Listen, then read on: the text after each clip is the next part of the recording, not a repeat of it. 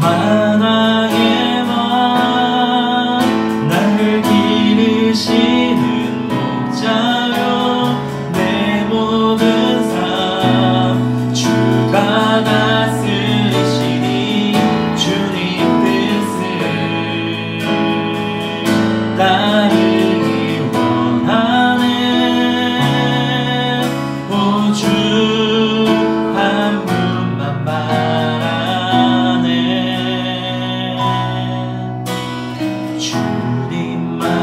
주님만이 나를 아시네. 내 모든 삶 주가 만지시네. 주님 앞에 예배하는 이에게 그 은혜를 부어 함께 같이 다시 한 번 더 그 은혜를 기대하며 나갑시다. 주님만이 나를 아시네. 내 모든 삶 주가 만지시네. 주님 앞에 예배하는 이에게 그 은혜를 부어 주시네.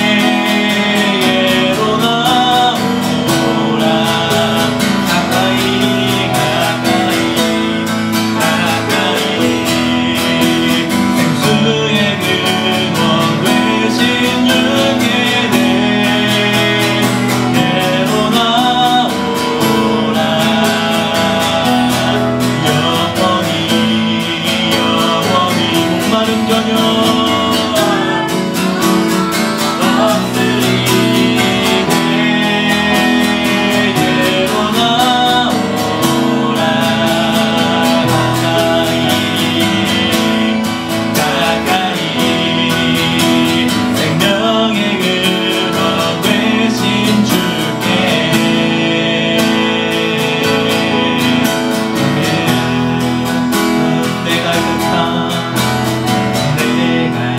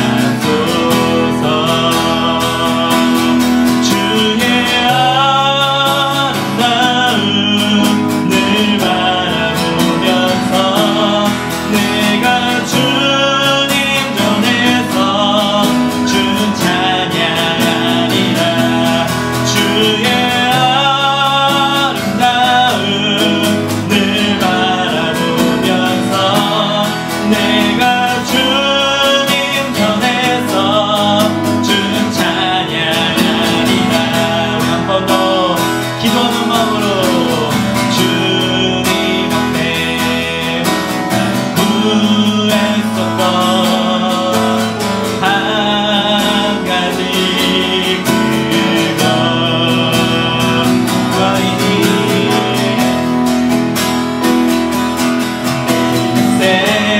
주전에 거하게 하소서 주님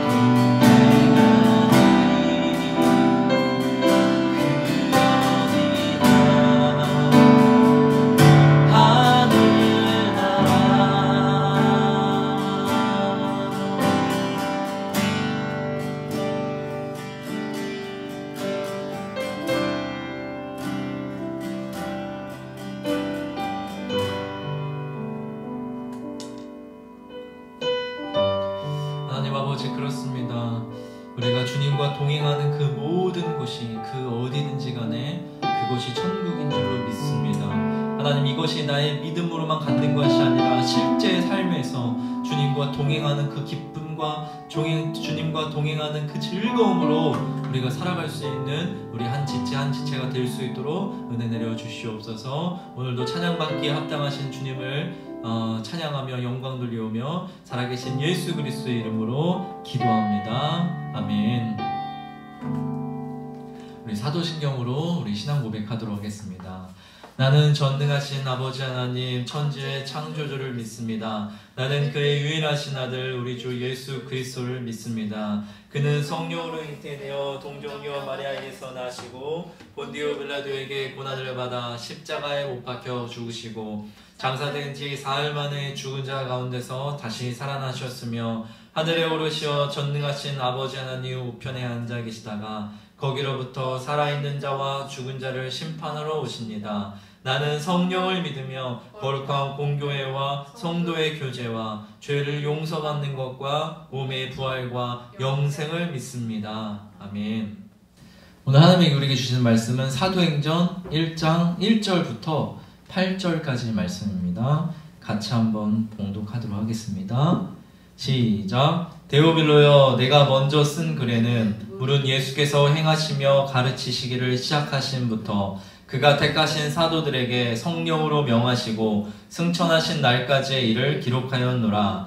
그가 고난받으신 후에 또한 그들에게 확실한 많은 증거로 친히 살아계심을 나타내사 40일 동안 그들에게 보이시며 하나님 나라의 일을 말씀하시니라. 사도와 함께 모이사 그들에게 분부하여 이르시되 예루살렘을 떠나지 말고 내게서 들은 바 아버지께서 약속하신 것을 기다리라.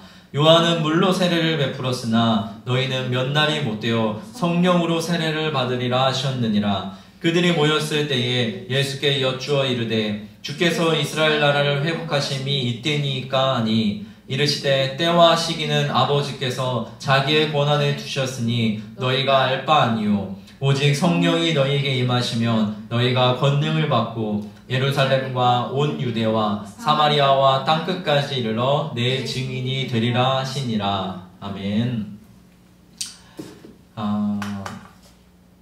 오늘부터 사도행전을 우리가 1장부터 28장까지 한번 좀 더 자세하게 한번 보는 시간을 갖도록 하겠습니다. 그래서 오늘 사도행전 1장 1절부터 8절까지의 말씀을 본문을 가지고서 하나님의 관심사라는 제목으로 우리 한번 말씀을 좀 보도록 하겠습니다. 제가 오늘 이 말씀을 준비하면서 주일학교 때 한 선생님의 질문이 생각이 났어요. 어떤 질문이었냐면, 여러분 마태복음은 누가 썼죠? 누가 썼어요? 마태요.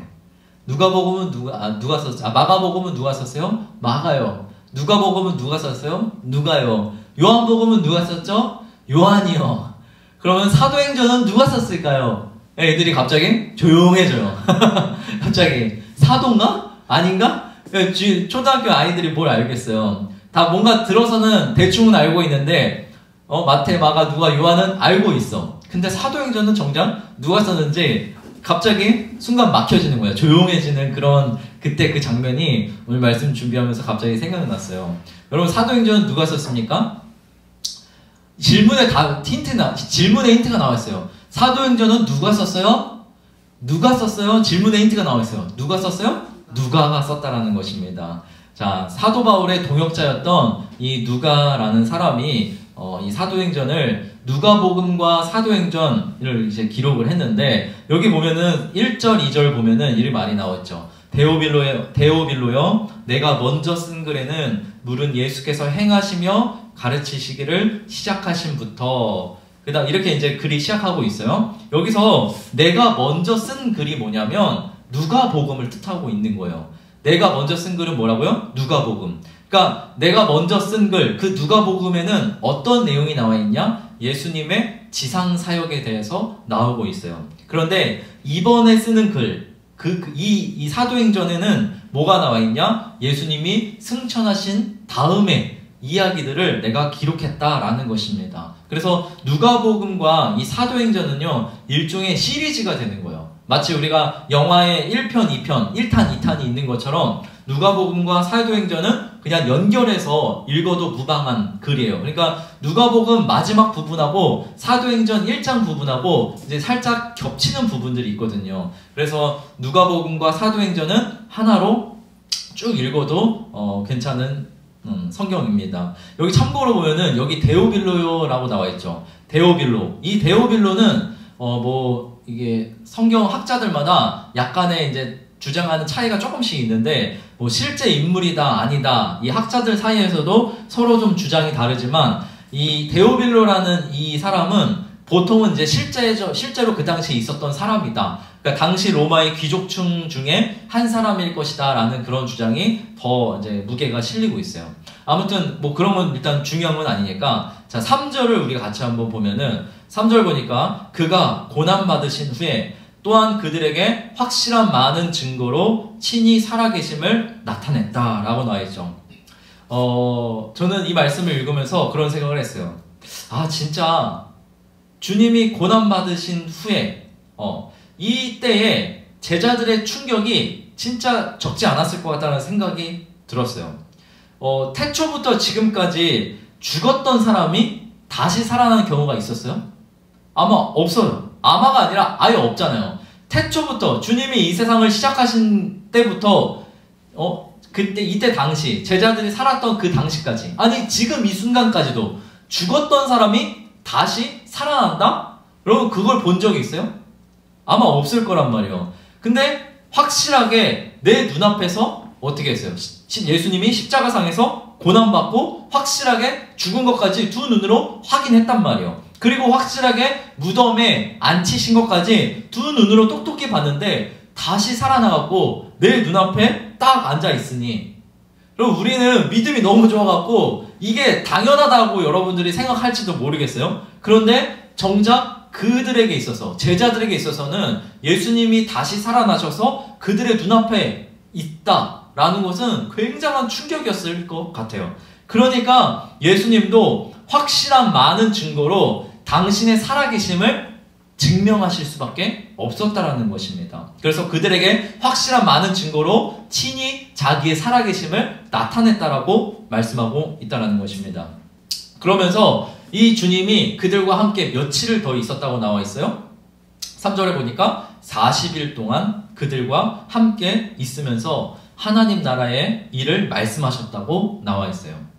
저는 이 성경을 볼 때마다 이 부분이 조금은 아쉬워요. 왜냐면 사복음서에서처럼 제자 중에 어떤 한 사람이 이 40일 동안 예수님이 무슨 일을 하셨고 어떤 말씀을 하셨는지 조금이라도 좀 기록을 해놨더라면 얼마나 좋았을까 라는 그런 생각이 있지만, 아쉽게도 단 한 가지의 메시지만 딱 남겨놨다라는 것입니다. 딱 한 가지의 기록만 남겨놨어요. 뭐냐? 4절과 5절이 바로 그 말씀이에요. 4절, 5절 한번 같이 읽어볼게요. 시작. 사도와 함께 모이사 그들에게 분부하여 이르시되 예루살렘을 떠나지 말고 내게서 들은 바 아버지께서 약속하신 것을 기다리라. 요한은 물로 세례를 베풀었으나 너희는 몇 날이 못되어 성령으로 세례를 받으리라 하셨느니라.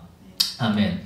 여러분 40일 동안 여러분 얼마나 많은 말씀을 하셨겠어요, 안 그래요? 그런데 그런 거 다 거두절미하고 가장 중요한 거 딱 하나만 기록해놨어요. 그게 뭐예요? 그게 바로 성령 세례라는 거예요. 아무것도 하지 말고 성령 세례 받을 때까지 기다리고 있으라는 거예요. 아버지께서 너희들에게 주시기로 약속한 거라는 것입니다. 여러분 아버지께서 약속한 거는 이게 언제 때 약속한 거냐? 400~500년 전에 400~500년 전에 구약의 선지자들을 통해서 이 예언한 것들이 이제 곧 이루어질 것이라는 거예요. 그러니까 이 참조 구절이 여러 가지 말씀이 있는데 제가 시간 관계상 좀 넘어갈게요. 그리고 또 예수님께서도 이 십자가를 지시기 전에, 십자가 사건 전에 제자들을 한 곳에 모아놓고서 말씀하신 것들이 있어요. 내가 떠나고 나면은 무엇을 내려줄 거다? 무엇을 보내줄 거다? 성령을 보내줄 것이다 라고 이 요한복음에 자세하게 이제 기록이 되고 있어요. 요한복음 14, 15, 16장에 보면은. 근데 우리가 이미 우리는 성령을 받고 성령 체험한 우리한테는 이 예수님이 기다리라고 한 이 성령 세례가 무슨 뜻인지 아마 감이 올 거예요. 근데 이때까지만 해도 제자들은 도대체 성령이 뭔지, 성령 세례라는 게 뭔지 정말 감이 안 잡혔을 거란 말이에요. 왜 성령을 받아야 하는지, 왜 기다려야 하는지 아마 이해 못했을 것 같아요. 저는 그 증거가 6절에 나와 있다고 보고 있어요. 여러분 6절은요 예수님이 승천하시는 그 당일날 말씀하시는 것 같아요. 그래서 그 당일날도 전날과 다름없이 똑같이 제자들과 예수님이 모였을 텐데 이 모여갖고 제자들이 한다는 말이 뭐예요? 6절 보니까 뭐라고 나와있어요? 그들이 모였을 때 예수께 여쭈었어요. 뭐라고요? 주께서 이스라엘 나라를 회복하심이 이때니까 라고 물어보는 거예요. 그러니까 제자들의 관심사는 성령이에요? 성령이 아니라 뭐예요? 이스라엘 나라의 회복이었다는 것입니다. 이스라엘 나라의 회복. 여러분 이거는 제자들만의 관심사가 아니라 사실 유대민족, 유대인이라면 누구나 다 갖고 있었던 관심사였다는 것입니다. 여러분 유대인들에게는 세 가지 사상이 있었어요. 유대인들에게 있는 3대 사상이 뭐냐면 첫 번째는 유일신 사상이었어요. 여호와 하나님만이 유일한 신이다 라는 사상. 두 번째는 뭐냐면 선민 사상이었어요. 우리는 하나님이 택한, 그 여호와 하나님이 택한 민족이다 라는 이 선민 사상이 있었고, 세 번째는 뭐냐면 메시아 사상이 있었어요. 메시아가 오면 이방 민족으로부터 우리가 모든 것으로부터, 모든 압제로부터 우리가 해방될 수 있을 것이다 라는 이 메시아 사상이 있었어요. 그러니까 구약시대 때 북이스라엘과 남유다가 멸망하면서 예수님이 오실 때까지 제대로 독립국가가 되어 본 적이 없었어요. 그런데 구약의 선지자들이 우리를 구원할 왕이 오실 것이다, 메시아가 오실 것이다, 이것을 예언하기 시작하면서부터 그들에게는 우리를 이방민족의 압제로부터 우리를 구원할 왕이 언젠가 오실 것이다, 그 메시아가 분명히 오실 것이다 라는 그 메시아만 오매불망 기다려 왔었어요. 언젠가는 그 메시아가 오셔서 자기들을 해방시킬 것이라는 그 믿음이 그 유대인들 안에 있었다라는 것이죠. 그 메시아는 우리가 이제 헬라어로 번역하면 그리스도예요. 그래서 메시아는 이제 히브리어 말이고 그리스도는 이 메시아를 번역한 헬라어 말이에요. 아무튼 간에 그렇게 이 메시아 사상을 갖고 있었어요. 그런데 예수님을 딱 보니까 범상치가 않은 거예요. 눈먼 자가 다시 보게 돼, 귀머거리가 다시 듣게 되는 이런 기적을 행하시는 거야. 그런 일들을 행하시면서 다니시는 거야. 심지어 죽은 자도 살리시네? 그러니까 예수님의 기적을 두 눈으로 직접 보게 되고, 그리고 어떤 사람이든지 종교 지도자들 그런 앞에서도 항상 당당하신 거야. 그리고 어떤 사람 앞에서든 지혜롭게 말씀하시고, 야 진짜 이분이야말로 우리를 로마의 압제로부터 구원해 줄 수 있는 메시아다 라고 점점 사람들이 예수님을 보면서 그 믿음이 생겨나가기 시작했다는 것입니다. 더 나아가서 이 분을 중심으로 해서 이스라엘이 통치하는 제국을 건설하고 싶은 그러한 마음도 있었을 거예요. 그러니까 오병이어기적 그 사건 후에 백성들이 어때요? 예수님을 왕으로 추대하려고 그렇게 예수님을 쫓아다녔다는 것입니다.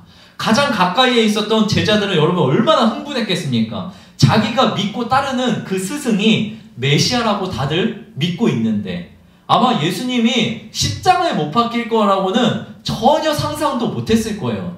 그러니까 베드로도 예수님이 자기가 앞으로 얼마 후에 있으면은 십자가 고난을 받게 될 것이다, 십자가 사건에 대해서 예언했을 때에 예수님 당신에게 절대 그런 일이 없을 것인다 라고 만류했잖아요. 절대 그런 일이 일어나지 않을 거라고. 왜냐하면 그 베드로의 마음 안에도 이 예수님이 메시아다라는 그러한 생각이 있었기 때문이에요. 그럼 오늘 제가 말하고 싶은 요점이 바로 요거예요. 하나님의 관심사와 우리의 관심사가 이렇게 다르다라는 것입니다. 예수님은 이 땅에 오셔갖고 사역을 시작할 때부터 무슨 말만 했어요? 하나님 나라의 일을 전파하셨어요. 예수님의 첫 번째 설교가 뭔지 알아요? 마가복음 1장 15절 한번 같이 읽어볼게요. 시작. 이르시되 때가 찼고 하나님의 나라가 가까이 왔으니 회개하고 복음을 믿으라 하시더라. 여러분 이 말씀 마태복음에서는 이렇게 나와 있어요. 잘하는 말씀이죠. 회개하라 천국이 가까웠느니라. 여러분 예수님이 이 땅에 처음 오셔갖고 처음 사역을 시작할 때의 메시지가 하나님 나라의 일에 관한 거였어요. 그리고 승천하시기 직전까지 이 하나님 나라의 일에 대해서만 말씀하셨어요. 왜 그랬을까? 예수님은 하늘에 속한 사람이었기 때문에 오매불망 하늘의 것에만 관심이 있었던 분이라는 것입니다. 여러분 그런데 우리는 어때요?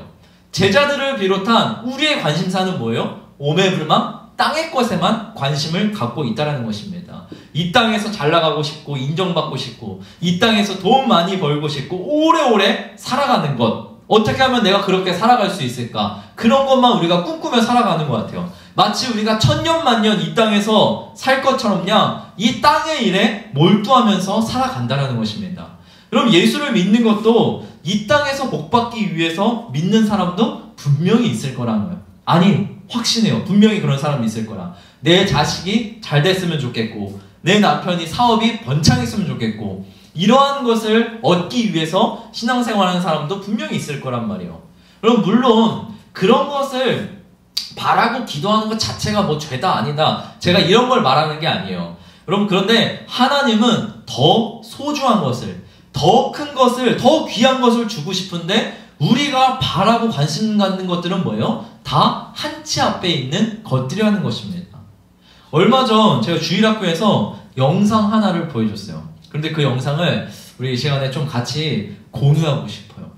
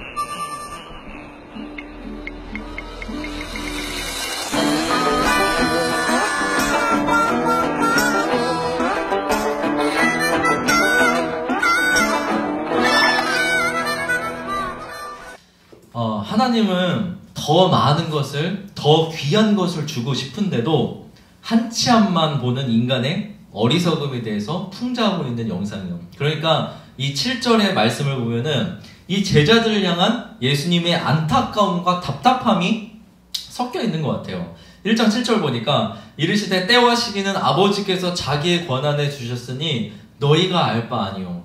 약간은 제가 예수님이었다면은 너무 답답해갖고 좀 약간 짜증식으로 얘기했을 것 같아요.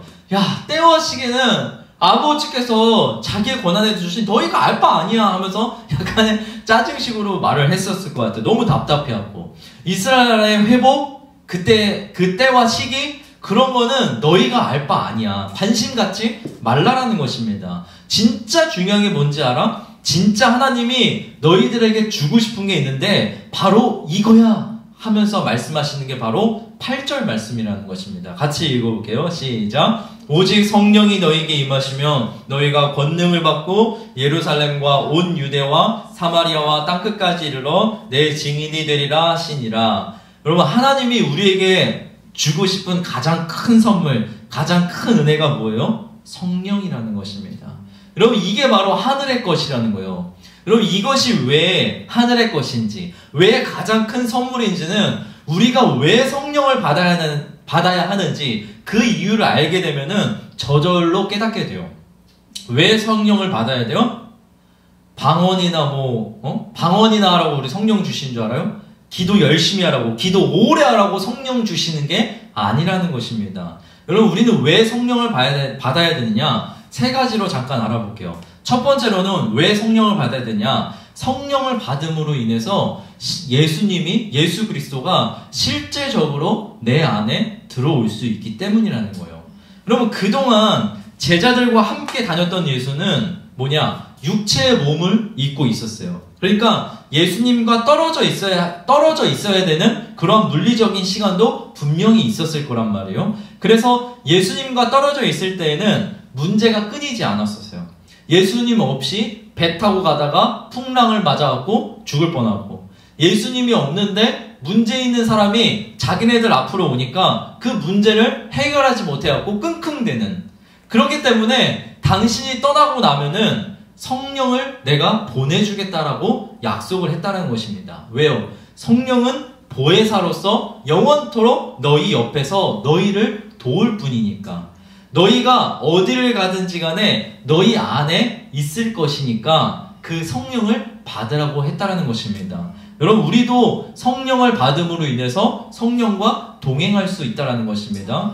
육신의 예수는 이 땅에 잠깐 머물렀다가 떠나갔지만 제자들과 또 우리와 영원히 동행할 분이 우리 안에 들어오시는 사건이 바로 성령 세례라는 것입니다. 그분이 우리 안에 들어오셔서 주님으로 인하여서 우리가 사라지게 된다는 것입니다. 할렐루야. 두 번째는 뭐냐면 왜 성령을 받아야 되느냐? 성령을 받음으로 우리가 증인의 삶을 살 수 있기 때문이라는 거예요. 우리 요한복음 15장 26절 볼게요. 같이 읽게요. 시작. 내가 아버지께로부터 너희에게 보낼 보혜사 곧 아버지께로부터 나오시는 진리의 성령이 오실 때에 그가 나를 증언하실 것이요.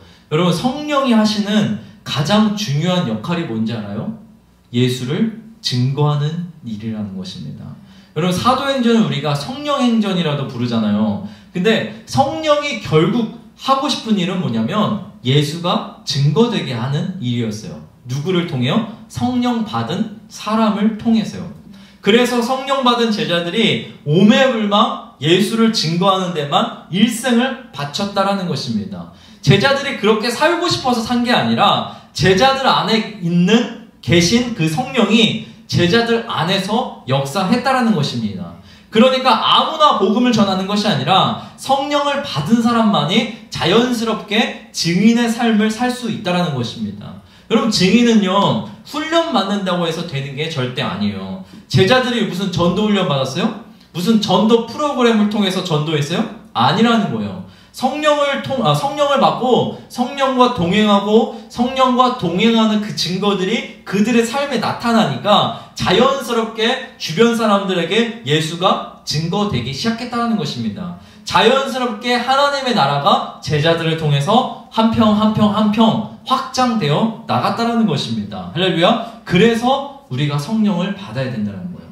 그리고 또 한 가지 왜 성령을 받아야 되느냐? 이거는 이제 말씀부터 한번 볼게요. 왜 성령 받아야 되느냐? 두 가지 말씀을 볼 건데 한번 볼게요. 시작. 우리를 너희와 함께 그리스도 안에서 굳건하게 하시고 우리에게 기름을 부으시는 이는 하나님이시니 그가 또한 우리에게 인치시고 보증으로 우리 마음에 성령을 주셨느니라. 하나 더 볼게요. 고린도후서 5장 5절 시작. 곧 이것을 우리에게 이루게 하시고 보증으로 성령을 우리에게 주시는 이는 하나님이시니라. 아멘.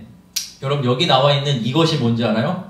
이것을 우리에게 이루게 하셨대요. 여기 나와 있는 이것이라는 것은 그 문맥상으로 봤을 때에 영원한 생명을 뜻하고 있는 거예요. 그 말은 뭐냐면 천국이요. 이 천국을 우리에게 주시고 천국 백성이 되었다라는 그 증표로 뭘 주신 거예요? 성령을 주셨다라는 것입니다. 우리가 마치 영화관이나 놀이공원을 가면은 티켓이 있어야지 입장할 수 있잖아요. 그런 것처럼 성령은 내가 천국에 입장할 수 있는 티켓, 보증서가 된다라는 것입니다. 여러분, 이게 바로 하나님이 우리에게 진짜 주고 싶었던 가장 큰 선물이라는 거예요. 땅에만 관심이 있었던 이 제자들에게 진짜 주고 싶었었던 게 바로 성령이라는 거예요. 이 땅에서 너희들이 잘 되는 것, 너희들이 부하게 되는 것, 이게 아니라 천국을 주고 싶었다라는 것입니다. 그러기 위해서 하나님 나라의 가장 큰 선물인 성령을 받으라고 했다라는 것이에요. 그래서 성령을 받은 사람들은 여러분 어떤 특징이 있는 줄 알아요? 표대가 천국으로 바뀌게 된다는 것입니다. 내 소속은 이 땅이 아니라 천국이기 때문에 나 또한 예수님처럼 하늘의 것에 관심을 갖고 살아가게 돼요. 이 땅에다가 쌓으려고 땀 흘리면서 막 수고하는 그런 인생이 아니라 천국을 준비하는 인생으로 바뀌게 된다는 것입니다. 여러분, 이게 얼마나 값진 인생이에요. 예수님은 제자들에게 이런 인생을 살 수 있도록 초대하신 거예요. 하나님도 이런 인생으로 우리 한 사람 한 사람을 부르시고 초대하고 있다라는 것입니다. 근데 문제는 뭔지 알아요? 문제는 뭐냐면 성령을 우리가 받아놓고도 다른 것에 관심을 갖고 살아간다는 거예요. 늘 뭔가 우리는 부족한 것 같아. 늘 뭔가 우리는 더 뭔가를 원해. 성령이 아닌 다른 것에 목말라 하면서 살아가고 있는 우리의 모습을 볼 수 있다는 것입니다. 마치 이런 거예요. 우리가 로또에 당첨됐어. 로또에 당첨됐는데도 그것을 누리지 못하고 하나님 집 주세요, 하나님 차 주세요 하는 이러한 어리석은 우리의 이런 모습과 비슷하다라는 것입니다. 그럼 오늘 이 시간에 나는 어떤 것에 관심을 가지고서 신앙생활을 하는지, 땅을 바라보면서 신앙생활을 하는지, 하늘을 바라보면서 신앙생활을 하는지 돌아볼 수 있어야 됩니다. 무엇을 꿈꾸고 무엇을 바라면서 살아가는지 우리가 진짜 돌아볼 수 있는 시간 되었으면 좋겠습니다. 여러분, 하나님의 관심사는 우리가 성령 받고 당신의 나라에서 우리와 함께 살기를 바라시는 거예요. 그리고 이 땅에서는 우리가 성령 받고 성령과 동행하면서 그분과 동행하는 그 기쁨으로 또 성령의 능력으로 살기를 바라시는 거예요. 이게 하나님의 관심사라는 거예요. 오늘 우리의 관심사도 하나님이 관심 갖는 거에 우리의 관심이 거기에 있기를 간절히 축원합니다. 네, 우리 함께 같이 찬양하고 우리 기도하는 시간 가졌으면 좋겠습니다. 우리 성령이 오셨네 이 찬양하고 우리 함께 기도합시다. 구원받은 우리가 백성이잖아요. 우리가 구원받은 백성답게 우리가 나의 관심이 이 땅이 아니라 하늘에 있을 수 있도록, 그러기 위해서 매 순간순간마다 내가 성령과 동행하고 그 성령과 동행하는 기쁨과 증거들이 나의 삶에 나타날 수 있도록 위해서 우리 같이 함께 기도하는 시간 가졌으면 좋겠습니다.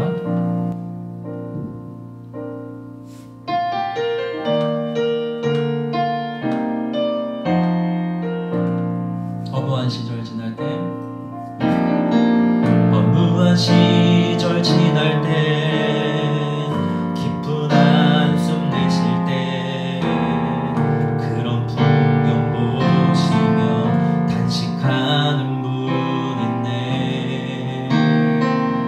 고와 같이 너희를 버려두지 않으리. 내가 너희와 영원히 함께하리라.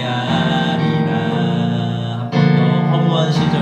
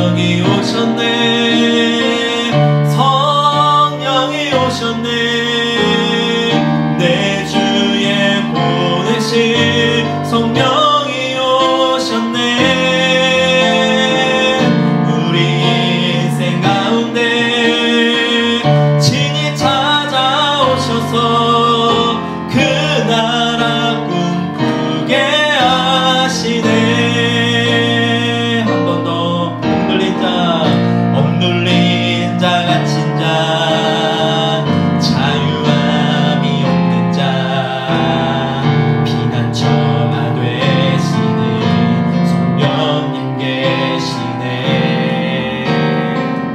주의 영이 계신 곳에 참 자유가 있다네. 진리의 영이신 성령이 오셨네. 성령이 오셨네. 성령이 오셨네. 내 주에 보내신 성령이 오셨네. 우리 인생 가운데 친히 찾아오셔서 그 나라 꿈꾸게 하시네. 성령이 오셨네. 성령이 오셨네. 성령이 오셨네. 내 주에 보내신 성령이 오셨네. 우리 인생 가운데 친히 찾아오셔서 그 나라 꿈꾸게 하시네. 우리 함께 같이 기도했으면 좋겠습니다. 우리가 그 나라를 꿈꾸게 하시는 것은 성령님만이 하실 수 있습니다. 우리 안에 계신 그 성령께서 하나님의 나라를 꿈꾸게 하시고 하나님의 나라를 늘 준비하면서 하나님 나라에 초점을 맞추고 살아갈 수 있는 내 인생이 되어질 수 있도록 가장 큰 선물의 그 선물을 받아서 누리며 살아갈 수 있는 우리 인생이 되어질 수 있도록 위해서 우리 같이 함께 기도하며 나가도록 하겠습니다. 기도하겠습니다. 사랑의 아버지 하나님, 그렇습니다. 아버지 하나님, 그렇습니다. 우리의 인생 가운데 친히 찾아와 주셔서 하늘의 것을 꿈꾸게 하시는 분은 오직 성령 하나님이신 줄로 믿습니다.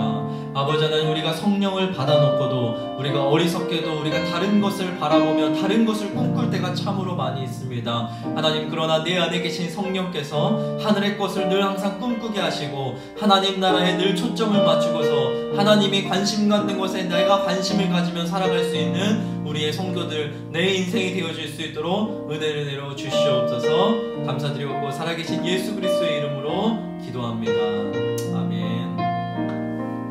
이제는 우리 주 예수 그리스도의 은혜와 하나님의 극진하신 사랑과 성령님의 감화감동 역사하심이 오늘 성령을 통하여서 하늘의 것에 관심을 가지고서 하늘의 것을 꿈꾸며 살아갈 수 있는 우리 사랑하는 지체들 머리 위에 이제부터 영원토록 함께하옵시기를 간절히 축원하옵나이다. 아멘.